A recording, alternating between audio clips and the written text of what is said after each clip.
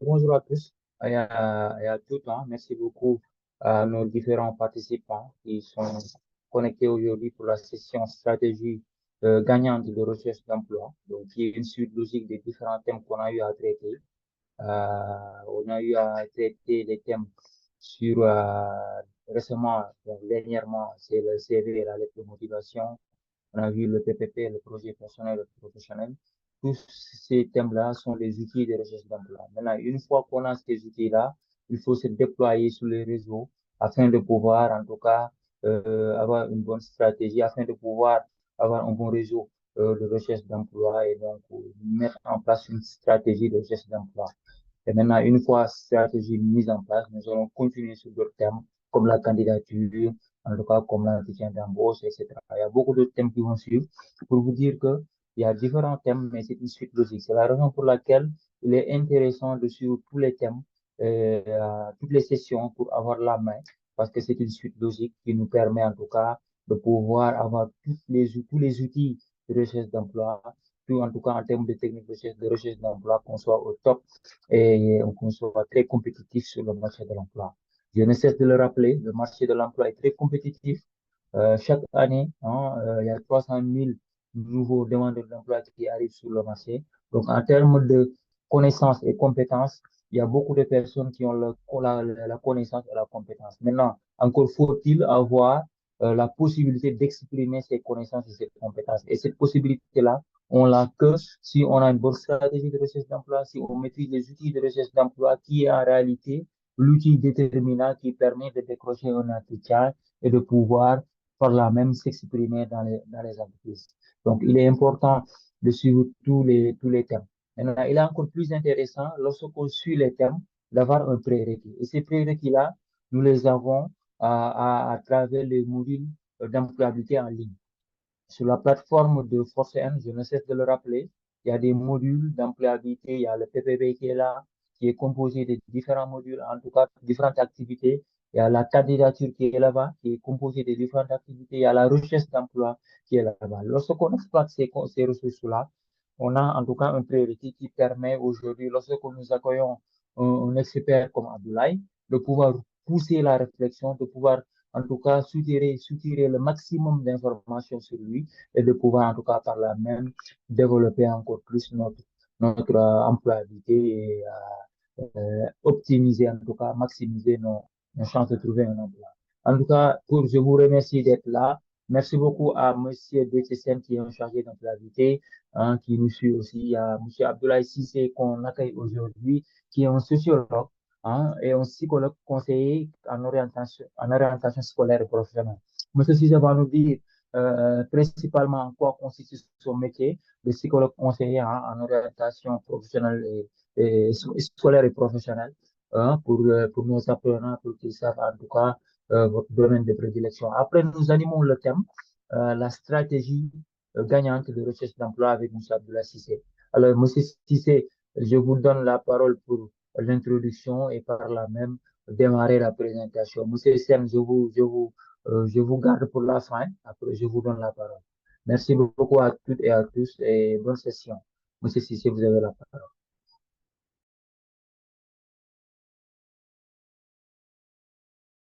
Le micro. Oui. Bon, merci beaucoup, Barakar. Bonjour à toutes et à tous. C'est toujours un immense plaisir pour moi de venir partager avec vous donc, sur toutes ces thématiques relatives à la recherche d'emploi. Je pense que c'est la troisième fois que j'interviens dans le cadre de l'animation de ces webinaires. La première fois, donc, on était en train de partager sur le développement d'un réseau en matière de recherche d'emploi. La deuxième fois, c'était sur les stratégies justement de recherche d'emploi. Et aujourd'hui, nous allons davantage approfondir, comme l'a dit Babacar. Donc, il y a une suite logique par rapport quand même à l'animation de ces webinaires. Aujourd'hui, on va échanger autour donc des stratégies gagnantes en matière de recherche d'emploi. Je me présente, je me nomme Abdoulaye Sissé. Je suis sociologue de formation, titulaire d'un master en sociologie avec une spécialisation en sociologie du développement à l'Université Gaston Berger de Saint-Louis. Donc, j'ai eu mon master 2 en 2010.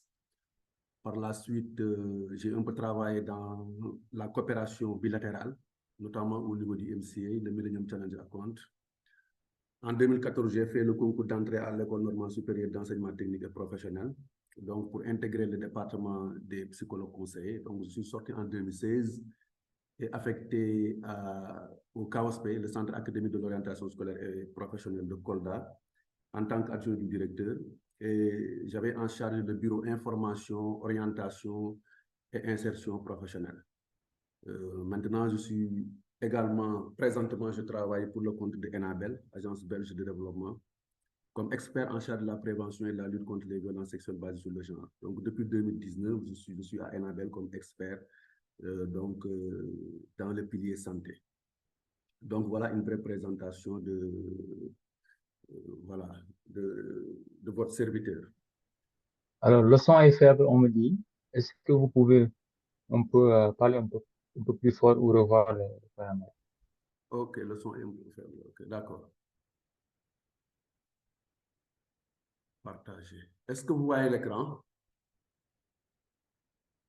Oui, oui, c'est bon, on le voit. Voilà, c'est parfait. Donc, comme l'a rappelé tout à l'heure Babacar, nous allons donc échanger autour de ce thème sur les stratégies gagnantes en matière de recherche d'emploi. Comme je l'ai dit tout à l'heure, le premier webinaire portait sur la mise en place d'un réseau en matière de recherche d'emploi, le réseau professionnel, le réseau extra-professionnel, le réseau personnel. Ensuite, on avait travaillé sur les stratégies de recherche d'emploi. Et aujourd'hui, on essaie encore d'approfondir davantage pour travailler sur les stratégies gagnantes. Je pense que lors du dernier webinaire, je disais qu'il y avait une pluralité de stratégies en matière de recherche d'emploi. Et dernièrement, on avait présenté autour de 10 points sur d'abord se concentrer sur un domaine, ensuite enrichir vos compétences, miser sur les candidatures spontanées, déposer sa candidature en personne, tirer profit des réseaux, parce qu'en matière de recherche d'emploi, il y a toujours le réseau qui est omniprésent, déposer son CV dans ce qu'on appelle les CV Tech, mobiliser encore une fois son réseau professionnel, participer à des salons d'emploi, s'inscrire à des job dating et parfois aussi savoir faire un break. Savoir vraiment observer un temps d'arrêt si les choses ne fonctionnent pas et essayer effectivement de faire un peu son bilan de compétences. Alors, dans le cadre de ce webinaire, en guise d'introduction, je dirais tout simplement que on estime que 50% des offres d'emploi environ sont accessibles aux candidats par l'intermédiaire des sites d'emploi et des cabinets de recrutement. Il y a des études qui l'ont démontré. Plus de 50% des offres d'emploi. Alors, dans un tel contexte, rechercher un emploi peut s'avérer un exercice à la fois intimidant. Intimidant parce que souvent, il y a une pression sociale qui s'exerce derrière le candidat, surtout s'il s'agit d'un étudiant qui a un peu duré à l'université. Nous connaissons le taux élevé de chômage au Sénégal. Je pense que pour le dernier trimestre de l'année 2024, l'ANSD nous indique que 23,3% donc, de la population sénégalaise, en tout cas en âge d'insertion de travail, 23,3% au premier trimestre sont au chômage. Est-ce que tu peux mettre en mode présentation? On ne voit pas le défilement, on est toujours sur le slide 1. Hein. Ah oui. C'est en mode présentation pourtant, je ne sais pas. C'est en mode Ok, on est présentation. sur le slide 1. Hein. Vous êtes toujours sur le slide 1. Hein. Où ça? L'introduction. Non, non, là où on a mis votre présentation, tout là, si c'est Ah sociologue. non, non, non, non, non, non, non, je suis sur le slide, l'autre slide. Ah, ok. Introduction. Vous Alors, l'avez? on ne le voit pas. Hein. On voit que Ah, le slide 1. Donc, ok. Je ne sais pas. sinon, vous quittez, vous repartagez à nouveau pour D'accord, voir. d'accord. Je quitte, je le partage. Nouveau.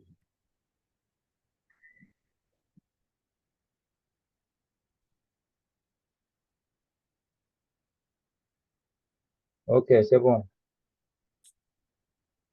C'est bon, ça marche? Oui, ça marche. Sinon, augmentez un peu le volume, hein, si Dans c'est le possible. volume. Oui. Bon, pourtant, c'est...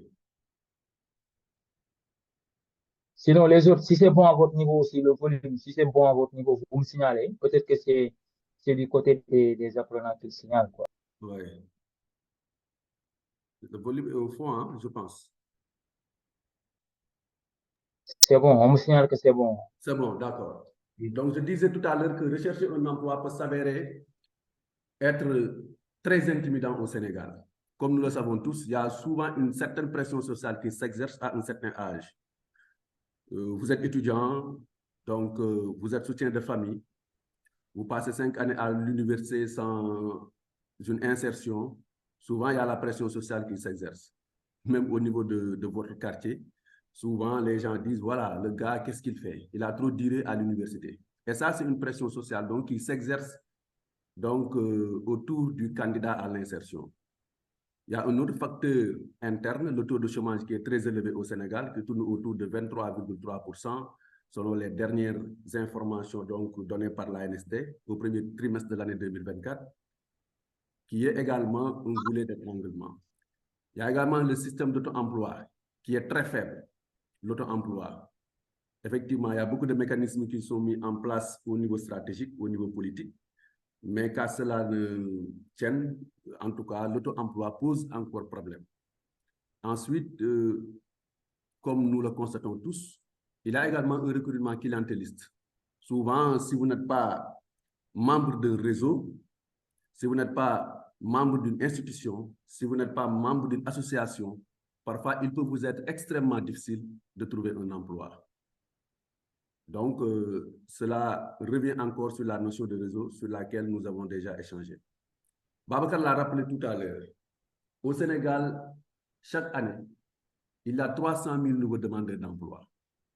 300 000 nouveaux demandeurs d'emploi par année. Et c'est seulement 40 000 qui sont insérés. Donc, cela montre que la demande est largement supérieure à l'offre en termes d'emploi. Cette demande étant supérieure à l'offre, il faut alors, le candidat à l'insertion doit se démarquer parmi les centaines d'autres candidats disponibles sur le marché.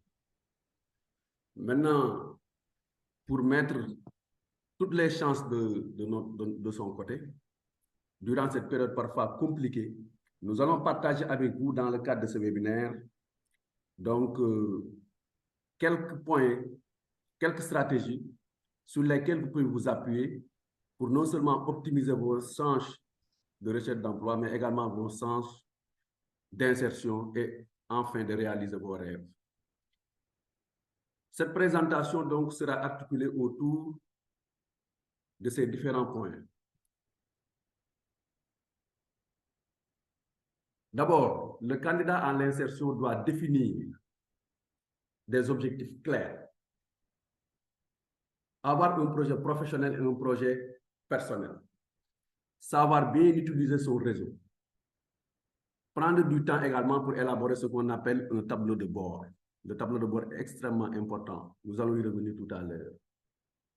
Mettre à jour son dossier de candidature. Souvent, nous ne pouvons pas avoir un dossier de candidature à envoyer à toutes les structures, à toutes les entreprises.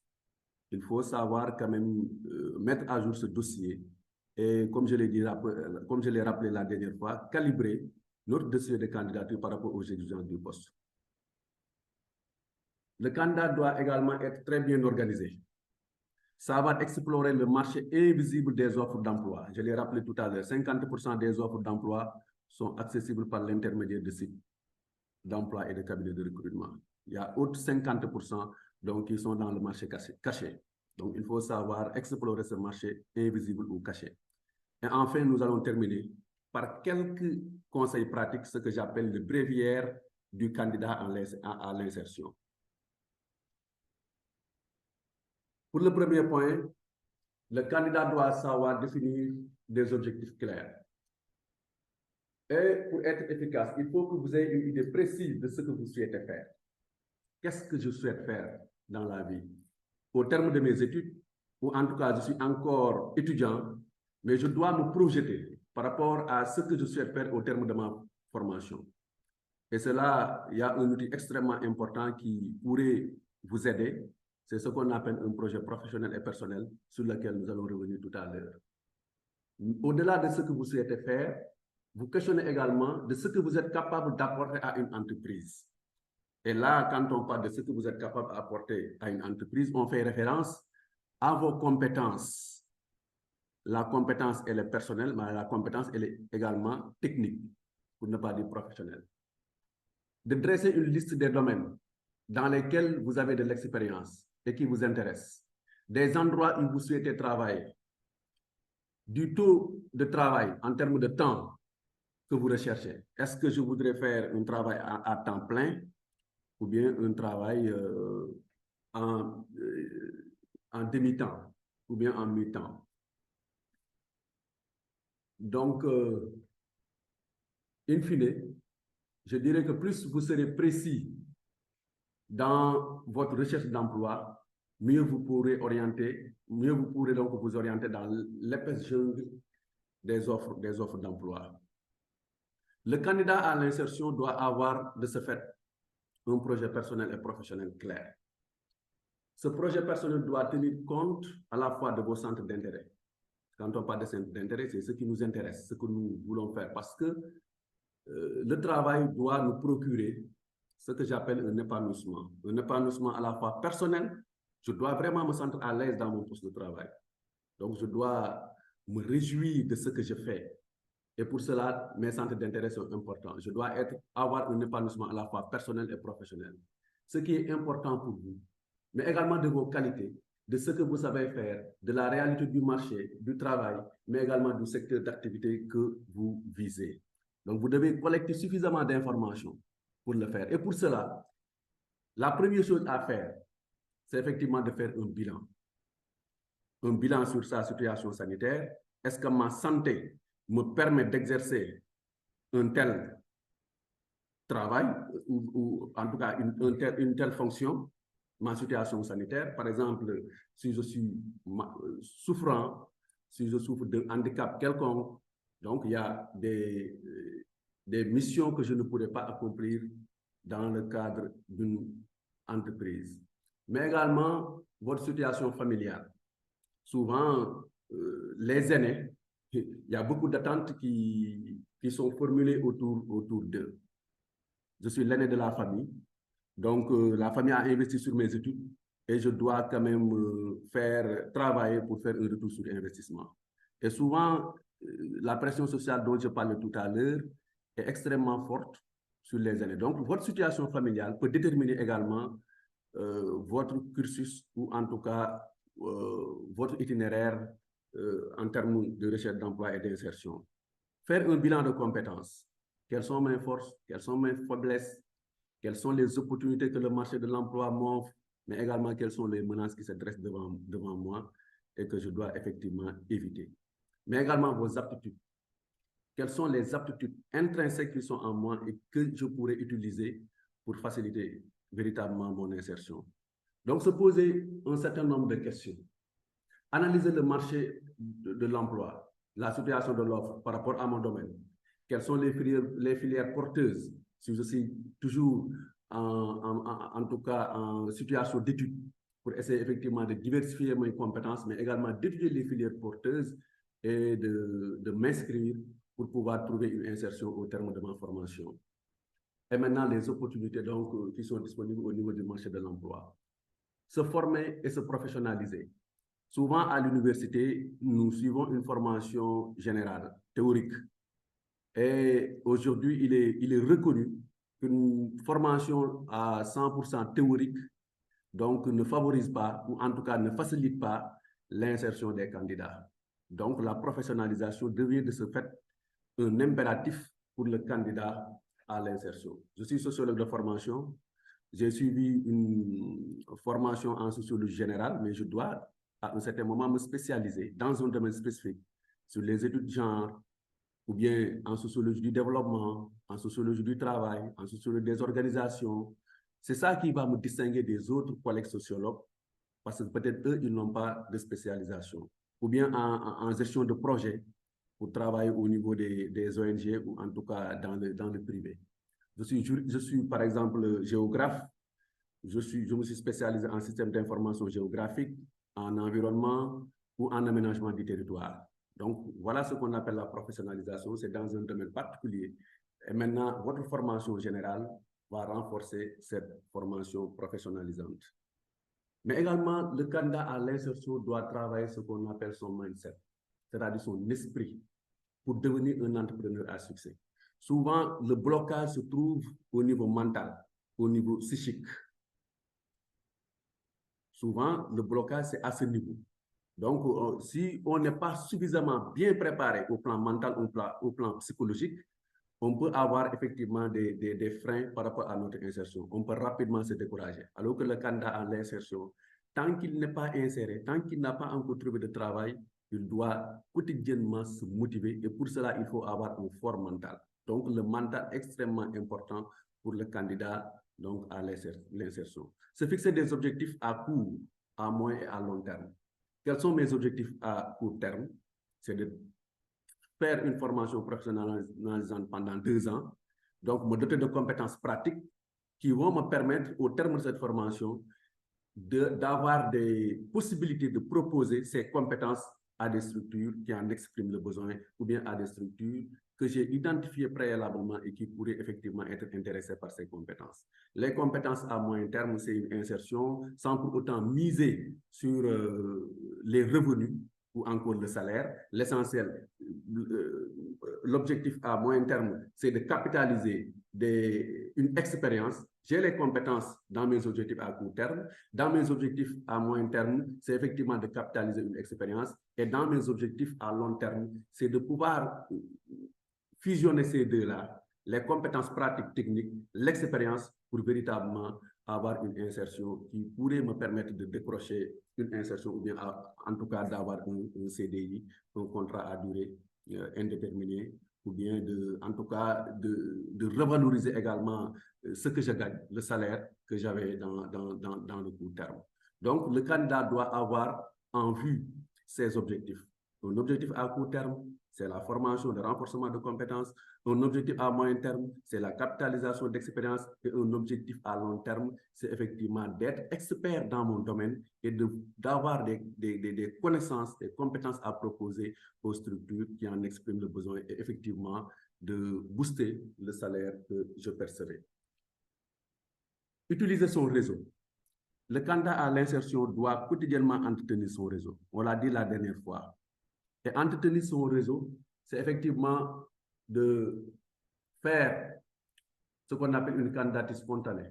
Ça peut être dans une agence de placement, ça peut être également directement au niveau de l'entreprise que vous avez ciblée. Vous pouvez aller directement au niveau de l'entreprise déposer une candidature spontanée, sans que l'entreprise effectivement en exprime le besoin. Cela vous permet d'être référencé dans une base de données de candidats, ce qui constitue un véritable avantage pour une recherche d'emploi.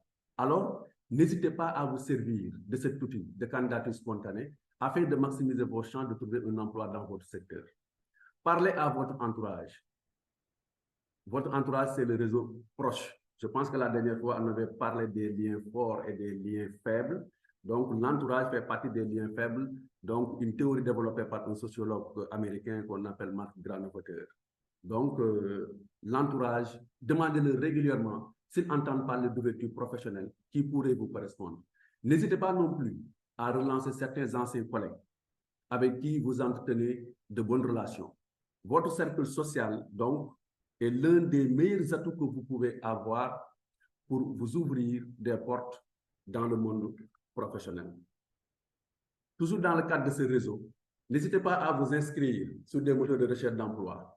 Et pour cela, il faut prendre le soin de bien mettre votre profil à jour et de vous mettre en avant avec quelques phrases de présentation. Maintenant, les nouveaux modèles de CV, il y a toujours une petite partie où on essaie très rapidement de faire une vraie présentation de soi-même pour que, au moins, avant de faire l'exploration du CV en tant que tel, le recruteur peut avoir véritablement une idée en termes de compétences, mais également par rapport à ce qui vous intéresse et ce que vous êtes capable également d'offrir à son entreprise. Et si cette présentation est assez convaincante, donc le recruteur, pourrait effectivement explorer le CV et peut-être retenir votre candidature. Utilisez également les réseaux sociaux. Aujourd'hui, il y a des réseaux sociaux professionnels comme LinkedIn, Instagram ou encore Facebook, qui sont des réseaux sociaux donc, dans lesquels transitent donc, des offres d'emploi, surtout LinkedIn. Et LinkedIn, donc, le candidat à l'insertion doit également toujours veiller à la mise à jour de son profil LinkedIn. Parce qu'il y a certains recruteurs qui vont sur LinkedIn pour voir effectivement, pour recruter des candidats, pour rechercher des profils, mais également si vous candidatez, soit c'est une candidature spontanée ou une candidature que vous avez déposée, trouvée sur un site, souvent le recruteur peut être appelé à aller voir votre LinkedIn pour voir un peu votre cursus. C'est pourquoi c'est extrêmement important de toujours mettre à jour donc, vos réseaux sociaux. Gardez vos profils donc, professionnels à jour et veillez à consulter les offres d'emploi présentes sur ces canaux. Car bien souvent, elles n'apparaissent pas sur les sites de recherche d'emploi usuels. Donc, tâchez également de suivre les entreprises qui vous intéressent sur les différentes plateformes afin d'être toujours à l'affût de leur actualité et de ne pas passer à côté d'une offre à l'échange. Donc, au-delà de mettre à jour donc, vos réseaux sociaux, il faut également consulter, parce que souvent, il y a des sites donc, sur lesquels on partage des offres d'emploi. Je l'ai rappelé tout à l'heure, 50% des offres d'emploi donc, sont dans le marché caché. Et le marché caché, c'est toutes ces, je vais y revenir tout à l'heure, toutes ces offres donc, qui n'apparaissent pas donc, sur les sites d'offres d'emploi ou bien sur les journaux, ou bien par le biais des cabinets. Le candidat à l'insertion doit avoir un tableau de bord. Donc, prenez le temps. Ce tableau de bord, donc, paraît peut-être moins impératif à première vue, mais afin de conserver une attitude positive et d'être efficace dans vos recherches, il est important de prendre également soin de vous et de votre santé mentale. La période de recherche d'emploi peut s'avérer très éprouvante pour le moral. Pensez donc à vous aérer l'esprit, à faire des activités qui vous font plaisir et qui vous stimulent. Je l'ai dit tout à l'heure, le candidat à l'insertion doit effectivement avoir un fort mental. Et ce fort mental, souvent, il y a des activités qui vous permettent effectivement de vous ragaillardir, voilà, d'avoir toujours véritablement l'envie, effectivement, de trouver un emploi, de vous insérer. Et souvent, il y a certaines activités sportives, ludiques, qui vont vous permettre, qui vous stimulent véritablement à être prêt le lendemain, à vous replonger véritablement dans vos recherches d'emploi. Alors, et pour cela aussi, c'est bien d'avoir un tableau de bord. Le tableau de bord, donc, je vais partager tout à l'heure donc un exemple de tableau de bord, mais voilà les différents éléments. Je dis que ces différents éléments-là ne sont pas exhaustifs. C'est juste à titre indicatif. Chacun peut l'adapter par rapport à son profil. Mais ce qui est important dans le tableau de bord, c'est d'abord la date d'envoi de la candidature. J'ai trouvé une offre d'emploi, j'ai déposé ma candidature, donc je mets la date de dépôt de ma candidature, la date d'envoi de la candidature, l'intitulé du poste qui m'intéresse, l'entreprise ou le cabinet de recrutement qui a lancé l'offre. S'il y a un lien, par exemple, si j'ai trouvé l'offre sur Internet, de très bien garder ce lien quelque part, de mettre le lien sur le tableau de bord. Si j'ai reçu des réponses, si la réponse est positive ou négative, là également, je dois cocher sur le tableau de bord et je mets la date donc à laquelle j'ai reçu la réponse. Et pour cela, vous pouvez utiliser des codes couleurs. Si par exemple la réponse est positive, vous pouvez souligner en vert. Si la réponse est négative, je mets en rouge. Si je n'ai pas encore reçu de réponse, peut-être je mets en orange. Et de relancer. Si j'ai déposé, par exemple, une candidature, ça fait 1 semaine, 2 semaines, je n'ai pas eu de réponse, je dois mettre à quelle date je dois relancer l'entreprise, le cabinet ou la structure pour voir s'ils ont bien reçu ma candidature. Surtout que la plupart des dépôts en ligne, souvent, il n'y a pas de réponse. Souvent, il n'y a pas de réponse. Donc, si vous n'avez pas de réponse, n'hésitez pas à relancer. La date de relance, donc je mets le mail qui est donc inséré dans l'appel à candidature, le numéro de téléphone.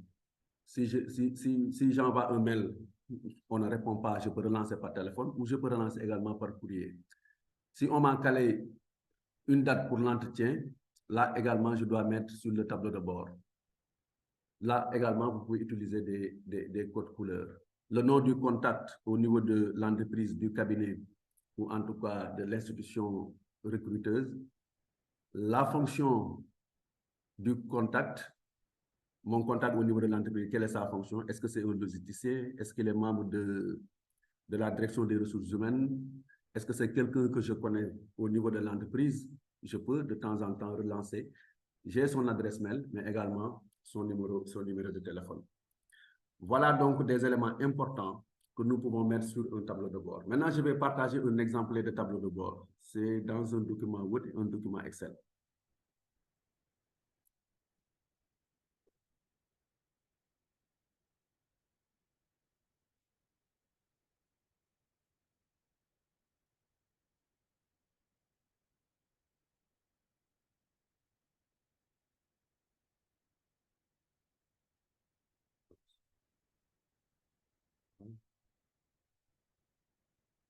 Voilà un exemplaire de tableau de bord que tout candidat à l'insertion doit quand même avoir. Donc, tout candidat à l'insertion doit disposer de ce tableau de bord. D'abord, comme vous pouvez le voir, il y a le recruteur ou l'entreprise, vous mettez son nom. Le type de candidature, c'est une candidature spontanée, c'est une candidature publiée sur les sites. C'est par cooptation, parce que souvent aussi il y a les CVTech, on peut vous coopter dans une structure. Donc, vous mettez le type de candidature. Ensuite, l'offre ou le poste. On recrute pour quel poste? Est-ce que c'est un expert en genre? Est-ce que c'est un géographe environnementaliste? Est-ce que c'est un poste de suivi-évaluation? Ensuite, le lien ou la source de l'offre. Ça peut être un lien si l'offre est publiée sur des sites Internet ou bien sur les groupes, parce qu'il y a des groupes également spécialisés. Par exemple, Opportunité d'emploi, qui est un groupe qui existe sur Facebook. Donc, je mets toujours la source. La description de l'offre, je mets la description de l'offre. Parce que si ma candidature est retenue, je pourrais être appelé pour faire un entretien. Alors, si je ne connais pas la description de l'offre, ça peut être extrêmement difficile pour moi de défendre ma candidature. La date de dépôt, donc, de la candidature. J'ai déposé la candidature à quelle date? L'accusé de réception. Est-ce que quand j'ai déposé, j'ai eu véritablement un accusé de réception? Si oui, vous mettez, si non, vous mettez. Parce que ça va vous permettre de pouvoir relancer. Si vous avez, si par exemple, il y a un accusé de réception pendant un certain temps, je peux relancer. S'il n'y a pas d'accusé de réception, au bout de 2 semaines, je peux également relancer. La réponse obtenue, là, c'est par rapport à la candidature. Quelle est la réponse obtenue? C'est oui, c'est non, ou bien il n'y a pas encore eu de réponse. La date de relance, je mets toujours une date de relance, 2 semaines après le dépôt de candidature. La date prévue pour l'entretien, si ma candidature est retenue, j'ai été contacté et donc un entretien est prévu. Je mets la date de l'entretien et je vais même chronométrer, je vais même en tout cas enregistrer cette date donc, sur mon téléphone pour ne pas oublier, parce qu'on ne peut pas vous caler une date d'entretien que vous allez rater. Donc ça également, je vais enregistrer sur mon téléphone pour que puisse me le rappeler un jour, 2 jours avant l'entretien en tant que tel. Donc les coordonnées du contact, donc qui m'a contacté, donc je garde ces coordonnées parce qu'il peut y avoir des changements à tout moment. Je peux être également indisponible pour une raison ou une autre et dans ce cas, je dois informer de manière professionnelle que par rapport à telle date, malheureusement, je ne serai pas disponible pour telle ou telle autre raison. Vos notes par rapport à chaque candidature, qu'est-ce que j'ai pris comme note? Donc, ces notes-là vont vous aider. Si, par exemple, votre candidature est retenue, donc, après l'entretien, c'est très bien passé, vous dites donc quels sont vos points forts. Par exemple, si vous avez détecté également des points faibles, pourquoi ça n'a pas marché, là également, vous allez noter pour que la prochaine fois, vous allez effectivement essayer de surpasser ces blocages et de réussir effectivement votre entretien. Et ensuite, les prochaines étapes. Parce que par rapport à chaque situation, il y a une étape prochaine donc, que vous allez effectivement bien noter dans votre tableau de bord. Donc ça, c'est un tableau de bord, c'est à titre juste indicatif et illustratif, mais ça peut évoluer et ça peut également varier d'un candidat à un autre. Il y a un autre tableau de bord que je vais partager. Cette fois-ci, c'est sur Excel, parce que Excel nous donne plus de possibilités d'intégrer beaucoup plus d'éléments.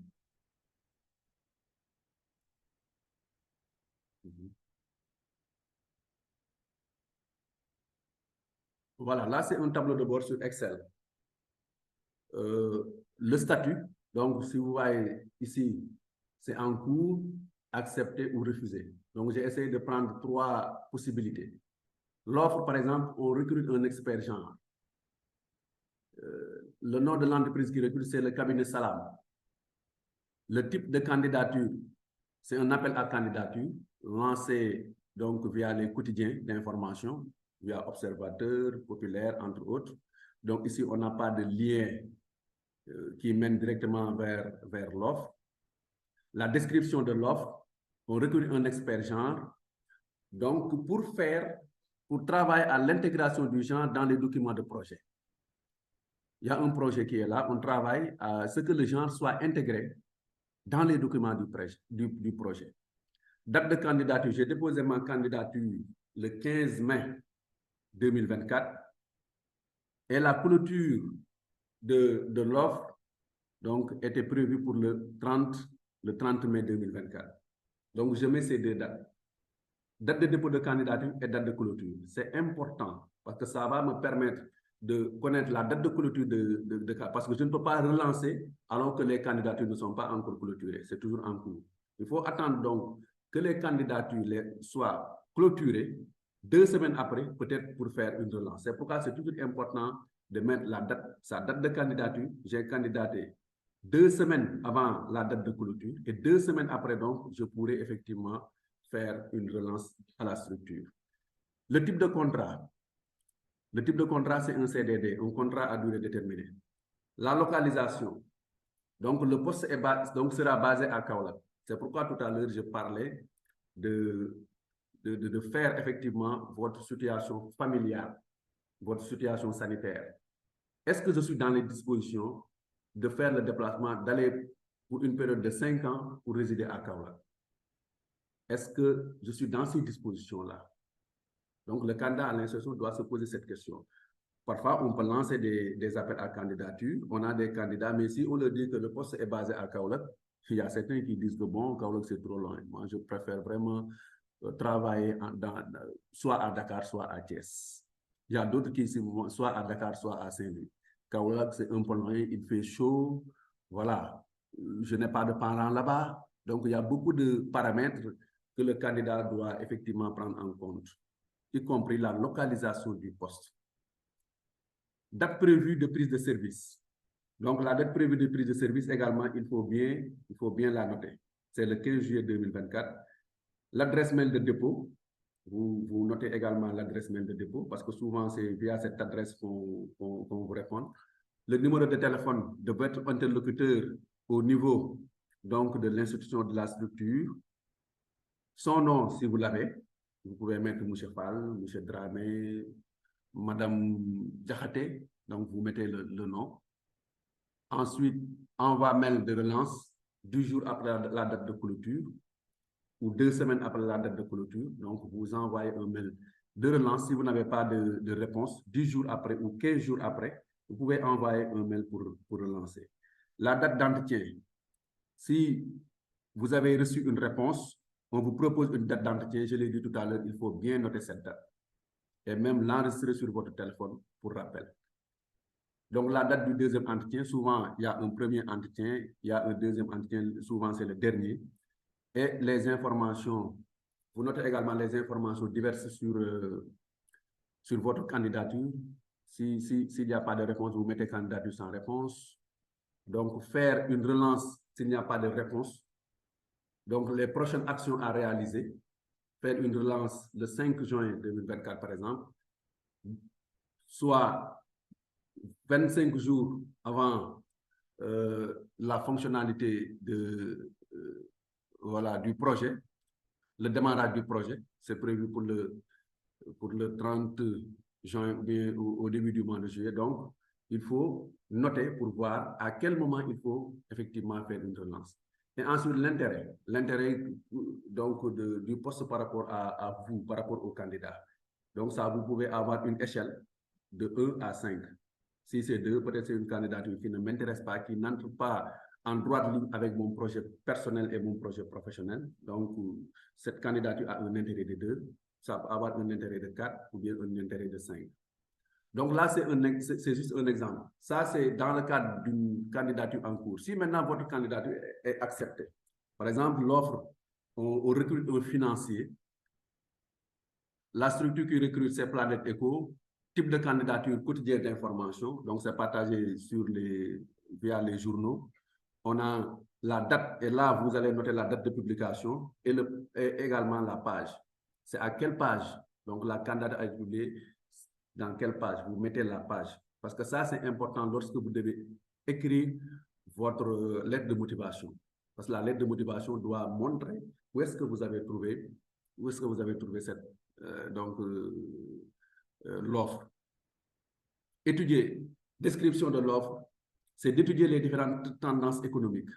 Donc, l'expert financier est recruté pour étudier les différentes tendances économiques dans une zone, ou bien au Sénégal, ou bien dans un secteur donné.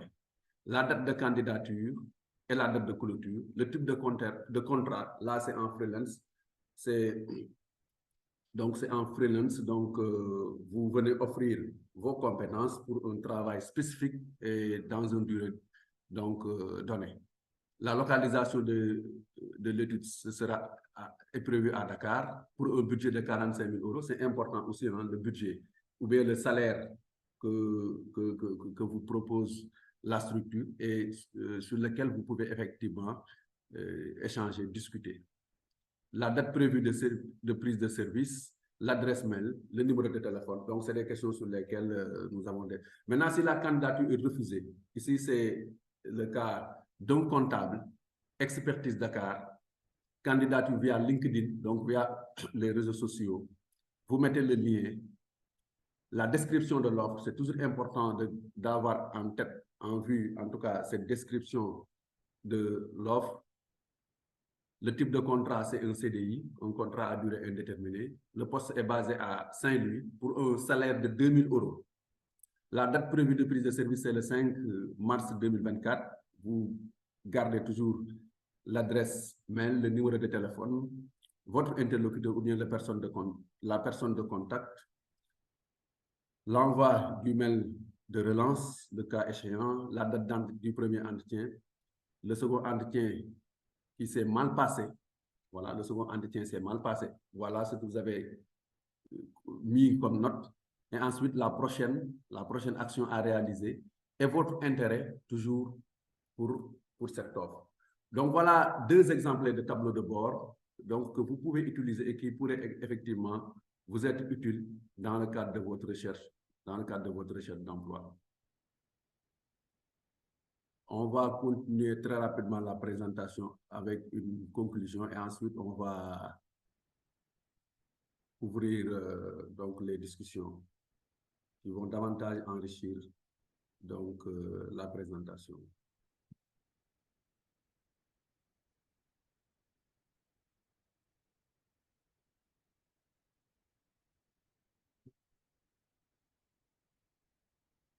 De toute façon, après, on va donc partager la présentation et les différents outils. Donc, en 5e point, donc, c'est important de mettre à jour votre dossier de candidature. J'en ai parlé tout à l'heure. Il ne s'agit pas simplement d'envoyer des candidatures tout azimut, mais il faut envoyer des candidatures personnalisées. Voilà, votre CV doit être calibré aux exigences du poste. Par rapport à chaque poste, il y a des critères qui sont définis dans le cadre de l'appel à candidature. Étudiez bien ces critères. L'entreprise a besoin exactement de quoi? Et vous allez adapter votre CV par rapport à ces critères qui sont définis dans l'appel à candidature. Alors, votre CV et votre lettre de motivation doivent être en phase, donc, par rapport à ces critères qui sont définis dans l'offre d'emploi.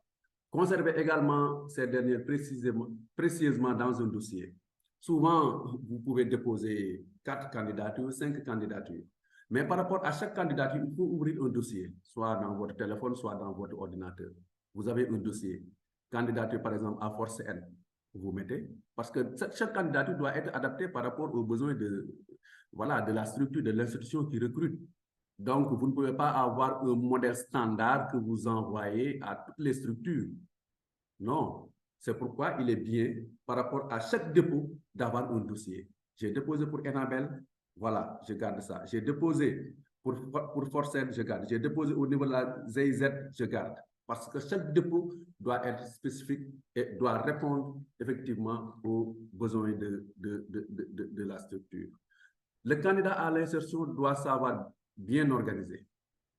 Donc, il faut avoir une bonne organisation.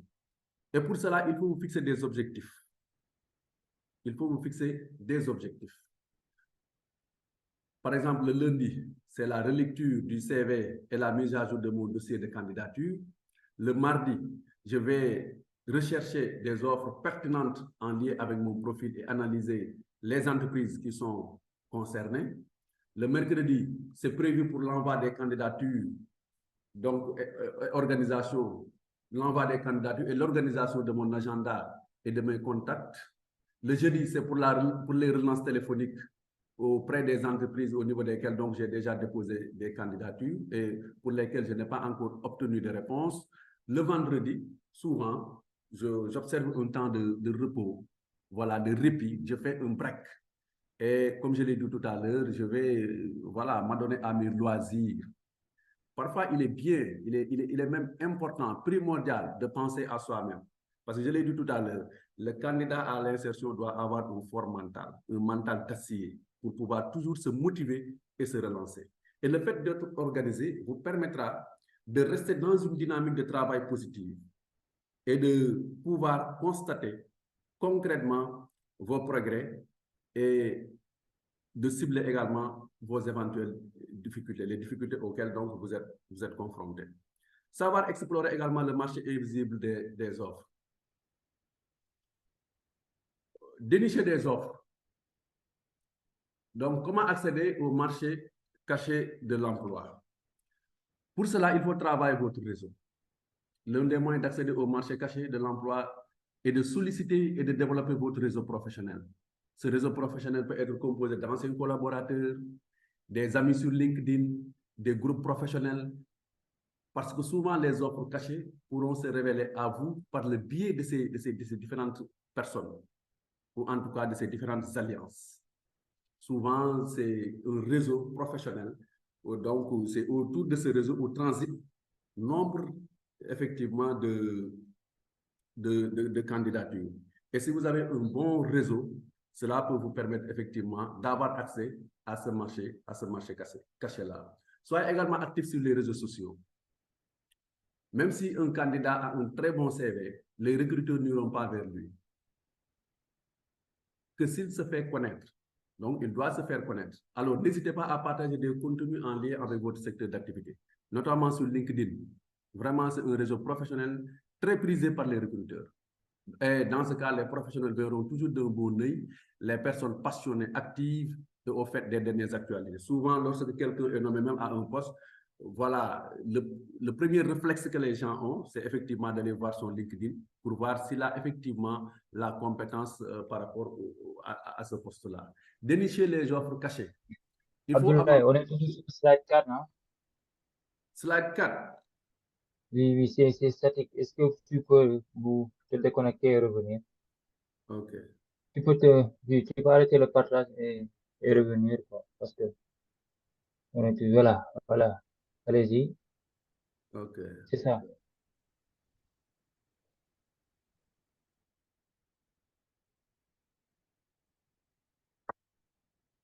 C'est bon, ça marche?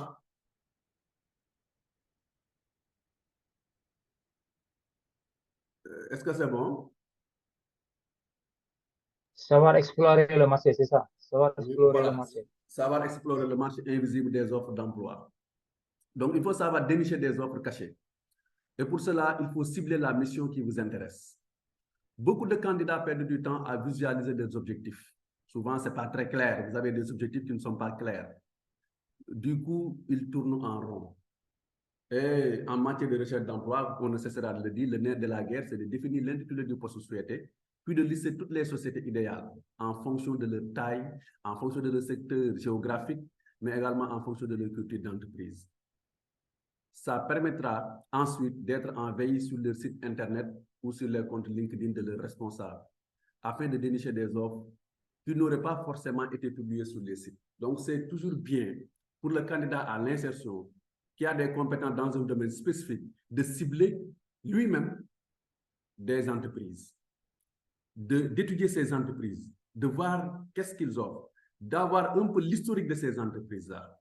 C'est toujours bien parce que dans le cadre, par exemple, d'un entretien d'embauche, on peut vous demander effectivement des questions relatives à l'entreprise. Et si vous n'avez pas connaissance de l'historique de cette entreprise-là, ça peut constituer effectivement un blocage. Maintenant, si vous avez des connaissances sur l'entreprise, cela dénote de la part du recruteur, aux yeux du recruteur, il va se dire que voilà, cette personne-là, elle est vraiment intéressée, elle est vraiment motivée. Et dans ce cas, donc, ça peut effectivement être des points forts pour vous par rapport aux autres candidats qui n'ont pas donc cette chance. Ça va explorer également le marché invisible des offres d'emploi. Et là, la candidature spontanée est en elle-même une très belle lettre de motivation. La candidature spontanée en elle-même, elle est une lettre de motivation. Alors, lorsque les offres d'emploi ne viennent pas à vous, c'est à vous d'aller vers ces offres d'emploi. Comment? En misant sur les candidatures spontanées. La candidature spontanée, c'est une démarche proactive qui va vous permettre de proposer directement vos services à des entreprises, sans attendre qu'elles en effectivement expriment le besoin en termes de recrutement. En plus de multiplier vos chances de décrocher un entretien, la candidature spontanée témoigne de votre esprit d'initiative et montre que vous savez exactement ce que vous voulez. Et ça peut effectivement taper sur le mental du recruteur. Quelqu'un qui vient de son propre gré me proposer ses compétences, ça veut dire qu'il est motivé. Ça veut dire que cette personne-là est motivée. Et ça peut effectivement vous permettre de décrocher un emploi. Maintenant, on va terminer par ce que j'appelle le bréviaire du candidat à l'insertion. Un bréviaire, c'est un livre de chevet. Voilà. Je pense que ça, tout candidat à l'insertion doit se l'approprier et quotidiennement réfléchir et penser à ces différents éléments. D'abord, c'est de faire son auto-évaluation. Tout candidat à l'insertion, avant d'aller déposer des candidatures, avant d'élaborer, de rédiger un CV, avant de faire une lettre de motivation, le candidat à l'insertion a l'obligation de faire ce qu'on appelle son auto-évaluation. Il faut tirer son propre bilan de compétences, faire un bilan de compétences avec l'aide soit d'un professionnel ou bien le faire lui-même à travers un tableau. Un tableau dans lequel il y aura une partie pour les forces, pour les faiblesses, pour les opportunités et pour les menaces. Les forces et les faiblesses sont intrinsèquement liées donc à la personne. Quelles sont moi mes forces par rapport à ce poste? Quelles sont mes faiblesses par rapport à ce poste? Maintenant, les opportunités et les menaces donc, sont des aspects exogènes liés souvent donc, au marché de l'emploi. Qu'est-ce que le marché de l'emploi offre en termes d'opportunités? Mais quelles sont les principales menaces donc, qui peuvent se présenter devant moi? Donc voilà, on peut faire son auto-évaluation en se posant un certain nombre de questions. Quelles sont mes compétences? Qu'ai-je à offrir à un employeur? Quelles sont mes forces et faiblesses? Quelles sont mes motivations? Quel type de poste et d'entreprise dois viser? Pour quel salaire et dans quelle ère géographique? C'est important que... On est toujours sur sur le point 6, hein? Sur le... On est toujours sur le point 6, savoir explorer le marché, parce que ça me semble que c'est figé, hein? Mais pourquoi ça ne passe pas? Bon, Attends, je vais revenir en bas. voilà. Je vais quitter.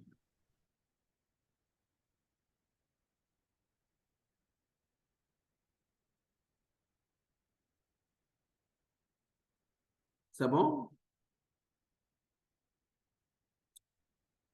Pas encore, toujours sur le point Pas encore. 6. OK. Attends.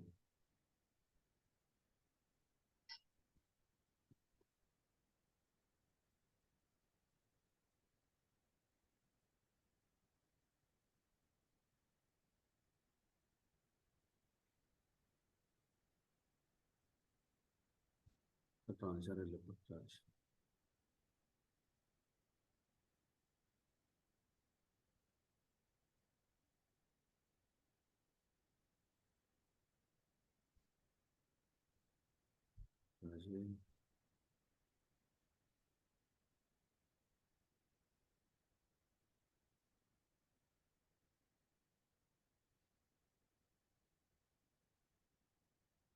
Ok. Ok. Auto-évaluation, c'est bon maintenant. Voilà, donc faire son auto-évaluation en se posant un certain nombre de questions. Quelles sont mes compétences qu'ai-je à offrir à un employeur? Quelles sont mes forces et mes faiblesses? Quelles sont mes motivations? Et quel type de poste et d'entreprise dois-je viser? Pour quel salaire? Parce qu'il faut toujours réfléchir par rapport également au salaire et dans quelle aire géographique. Donc voilà un ensemble de questions que le candidat en l'insertion doit se poser donc pour faire également son auto-évaluation ou bien son bilan de compétences. Le candidat à l'insertion doit également travailler à ce qu'on appelle la connaissance de soi. C'est le philosophe qui le disait, connais-toi toi-même et deviens qui tu es. En matière de recherche d'emploi, se connaître, c'est aussi connaître ses envies. Quelles sont mes envies? Je l'ai dit tout à l'heure. Le professionnel doit avoir un épanouissement dans ce qu'il fait. Il ne s'agit pas simplement de miser sur l'argent, il ne s'agit pas simplement de miser sur les avantages, mais également d'être à l'aise véritablement dans l'entreprise ou bien au niveau de la structure.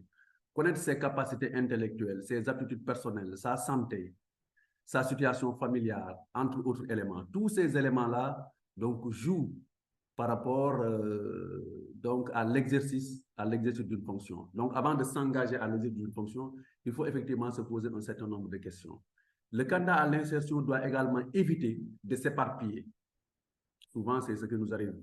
On est trop éparpillé. Donc, il faut éviter de s'éparpiller, mais de bien cibler ce qu'on recherche et être capable de se l'expliquer clairement. Un C'est recruteur toujours figé, recevant, hein? hein? Là, c'est toujours figé. Je vais faire le partage en mon niveau pour voir est-ce que ça va D'accord, aller. d'accord, ok. Alors, tu peux quitter. Je vais faire le partage pour voir. D'accord, d'accord. Ça ne marche pas, je ne sais pas.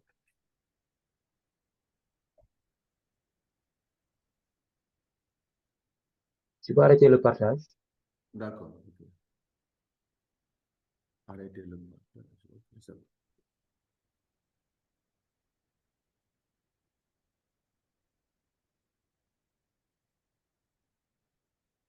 C'est bon?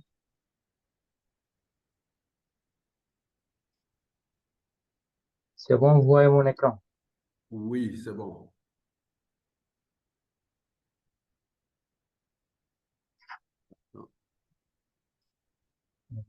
Non. Est-ce que vous pouvez mettre en mode diapo?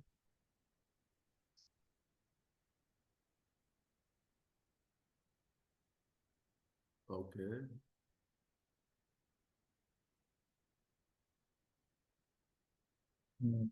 Quel niveau? Diapo 16, hein? C'est la diapo 16, hein? Ouais.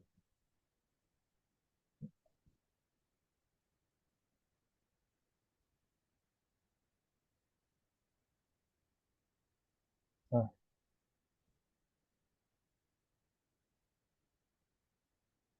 La connaissance de soi. connaissance du tir. Hmm.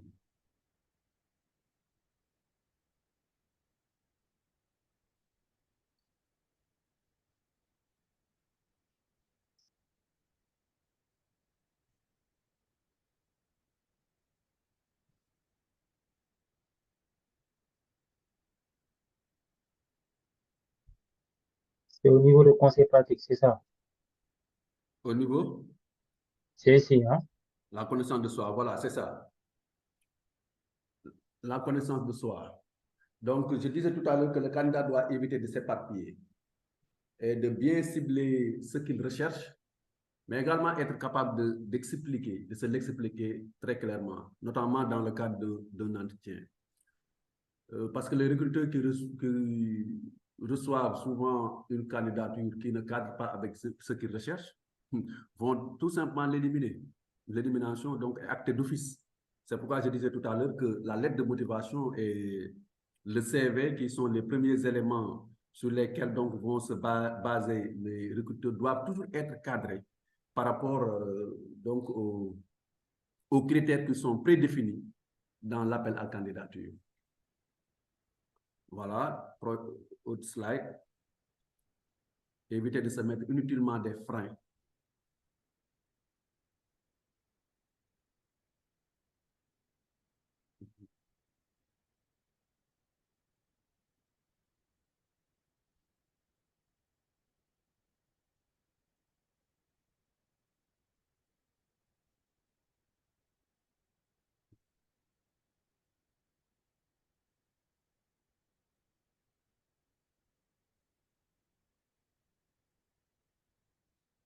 Voilà.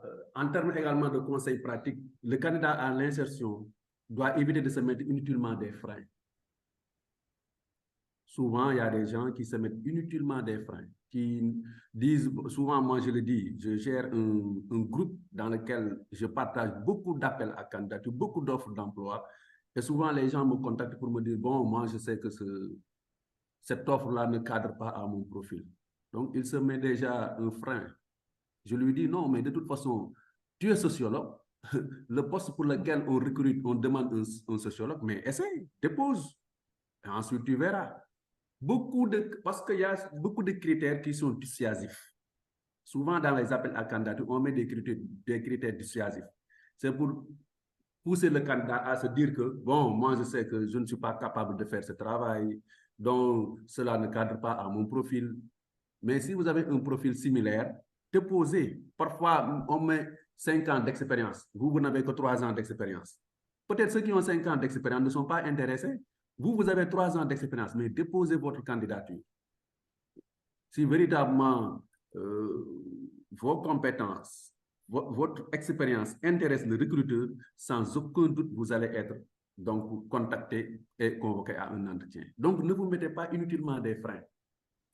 Le candidat à l'insertion doit également vaincre ses peurs et dissiper toutes ses craintes, en ayant en tête que ce n'est pas la quantité de candidatures envoyées à l'employeur qui est déterminante, c'est plutôt la qualité qui fera la différence.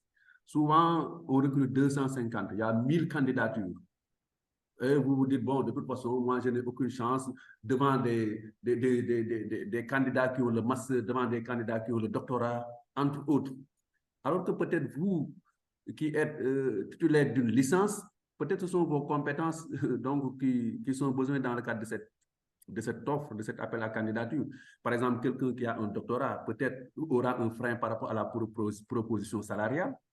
Moi, qui dispose d'une licence, par exemple, je n'aurai pas de problème par rapport, pour discuter, par exemple, du salaire, parce que souvent, on peut mettre des compétences élevées, alors que le salaire qu'on propose ne cadre pas en réalité avec ces compétences, notamment dans le privé. Notamment dans le privé. Donc, n'hésitez pas, ne vous mettez pas inutilement des freins. Vous êtes en phase d'un appel à candidature, vous pensez que cela cadre avec vos compétences, avec votre formation, n'hésitez pas à déposer. L'essentiel, vous n'avez rien à perdre. Vous déposez, soit on vous appelle, soit on ne vous appelle pas. Mais l'essentiel est de maximiser vos chances en déposant votre candidature. Slide, Baokar.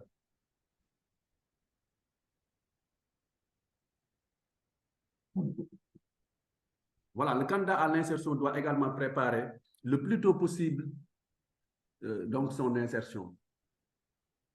Cela veut dire qu'il ne faut pas attendre la dernière minute pour se préoccuper de son insertion. Demandez l'avis des professionnels. Demandez l'avis des membres avisés de votre entourage. Donc, il faut vous informer. Et aujourd'hui, il y a beaucoup de cadres d'information. Par exemple, au niveau des centres d'orientation. Si vous allez au niveau des centres d'orientation, vous allez rencontrer des psychologues conseils qui sont des professionnels de la relation d'aide, qui peuvent vous accompagner à avoir un projet personnel, qui peuvent vous accompagner à déposer votre candidature, qui peut vous accompagner à adapter votre CV, votre CV par rapport aux exigences du poste, qui peut également vous accompagner à rédiger une très bonne lettre de motivation. Donc, faites-vous accompagner par des professionnels. Et au niveau des centres d'orientation, le service est gratuit parce que c'est des structures publiques, c'est des fonctionnaires de l'État. qui sont recrutés pour accompagner les chercheurs d'emploi. Et au niveau de chaque région du Sénégal, dans chaque région du Sénégal, on a un centre académique de l'orientation scolaire et professionnelle, donc où travaillent des psychologues conseillers en orientation scolaire et professionnelle qui sont payés par l'État pour accompagner les chercheurs d'emploi, les étudiants, les élèves par rapport à leur insertion, mais également par rapport au concours, par rapport à la préparation des entretiens d'embauche, des entretiens de stage, entre autres. Donc, faites-vous accompagner par des professionnels. Et n'attendez pas également la dernière minute pour vous occuper effectivement de votre insertion. C'est très tôt qu'il faut s'y prendre. Très tôt. Je suis déjà en licence, il me reste le master. Je commence à chercher des stages. Ces stages-là vont me permettre de capitaliser une expérience pratique, des connaissances pratiques que je pourrais mettre effectivement à profit pour candidater. Donc, c'est à l'école que l'on doit commencer effectivement à tâter un tout petit peu le pouls quand même du marché de l'emploi et à chercher des stages qu'on va capitaliser pour faciliter notre insertion prochaine. Slide, Babacar.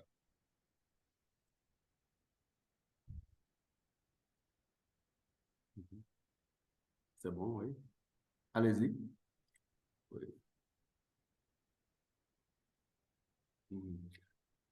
Voilà, la curiosité. La curiosité au sens positif du terme. Il ne s'agit pas d'une curiosité malsaine. Le candidat à l'insertion, quand on parle de curiosité, c'est tout simplement par rapport à l'information. Vous devez toujours aller à la rencontre de l'information, s'informer par rapport à votre domaine, être à jour de tout ce qui se fait, avoir en tête les chiffres, participer aux journées portes ouvertes, participer au forum, participer aux foires, aller donc rencontrer des professionnels, discuter avec eux. Ça va vous donner des informations. Donc, ça va vous procurer des informations qui pourront être utiles dans le cadre de votre insertion. Donc, le candidat à l'insertion par rapport à son domaine doit toujours être à jour. Et pour être à jour, il faut toujours aller vers l'information. Donc, pour cela, il faut avoir une certaine curiosité intellectuelle.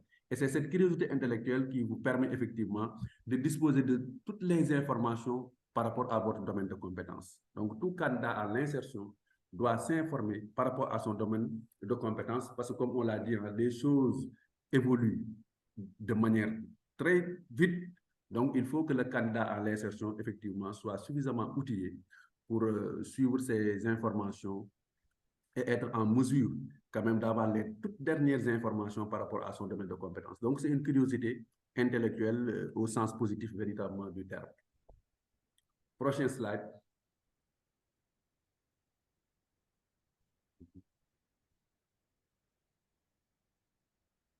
Voilà, prenez conseil auprès des autres, ça on l'a dit, je pense qu'on peut passer. Donc, l'avis de tout le monde est important, il faut prendre l'avis de tout le monde, mais soyez sûrs et certains que ce ne sont pas ces personnes-là qui vont décider de votre insertion. Mais, comme j'ai l'habitude de le dire, le candidat à l'insertion doit être acteur et auteur de son insertion. Acteur en se donnant corps et âme, en se donnant tous les moyens pour faciliter son insertion. Donc, il doit être acteur et auteur de son insertion. Maintenant, pour cela, vous pouvez consulter des professionnels, vous pouvez consulter l'entourage proche, vos parents, vos amis, activez vos réseaux, mais personne ne vous connaît mieux que vous-même. Donc, la connaissance de soi. Donc, avant de candidater également pour un poste, il faut effectivement faire ce bilan de compétences et prendre la décision vous seul. Vous seul, vous devez prendre votre décision, donc, in fine, pour effectivement assurer votre insertion professionnelle. Je pense que c'était les quelques éléments que je voulais partager avec vous en attendant les discussions, donc, qui vont davantage sans doute enrichir cette présentation. Et les uns et les autres qui ont des préoccupations spécifiques pour poser des questions et nous allons effectivement essayer d'y apporter des éléments de réponse. Merci de votre attention.